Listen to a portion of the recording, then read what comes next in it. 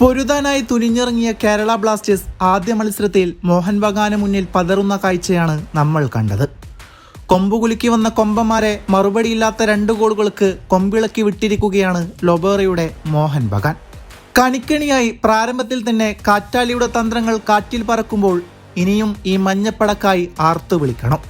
പ്രാഞ്ചിയട്ടനന്ത സെയിൻ മൂവിയിൽ ഇന്നസെന്റ് പറയുന്നത് പോലെ നമ്മൾ ഒരുപാട് ശ്രമം നടത്തി, ഇനി അടുത്ത തവണ ഒന്നുകൂടെ ശ്രമിക്കാം, കിട്ടുന്നതുവരെ ശ്രമിക്കും. 11 വർഷങ്ങളായി ഞാനും നിങ്ങളും ഒരേപോലെ ആശ്വാസം കണ്ടെത്തുന്നത് ഇത്തരം വാക്കുകളിലാണ്. സുപരിചിതമായ മറ്റൊരു വാക്ക് ഇങ്ങനെയാണ്: ജയിച്ചു തുടങ്ങുന്ന കേരള ബ്ലാസ്റ്റേഴ്സിനെ നിങ്ങൾ വായിക്കണം. അതെ, എല്ലാം ഒരു പ്രതീക്ഷയല്ലേ? എന്നാൽ പ്രതീക്ഷിക്കാൻ എന്തെങ്കിലും വക ഈ കേരള ബ്ലാസ്റ്റേഴ്സിലുണ്ടോ എന്നതായിരിക്കും പലരിലും ഉയർന്നു വരുന്ന ഒരു ചോദ്യം. എന്നാൽ ഉണ്ടടാ, ഒരുത്തനുണ്ട്. His name is Kevin yoke.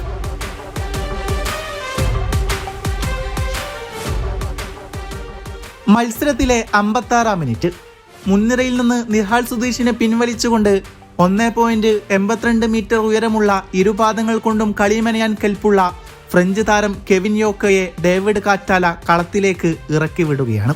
Kevin യോക്കിന്റെ വരവോടുകൂടെ മത്സരത്തിന്റെ മുഖച്ഛായം തന്നെ മാറുകയാണ്.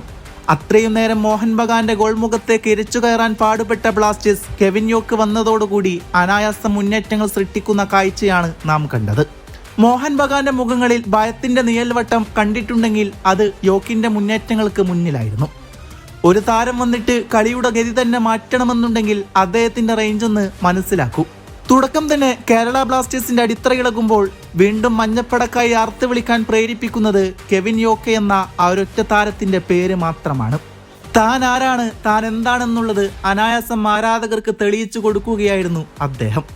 തോൽവിയിൽ ആരാധകർ നീറുമ്പോഴും വെറും 36 മിനിറ്റുകൾ കൊണ്ട് ആരാധകരുടെ ഹൃദയം കവർന്നിരിക്കുകയാണ് കെവിൻ യോക്കെ.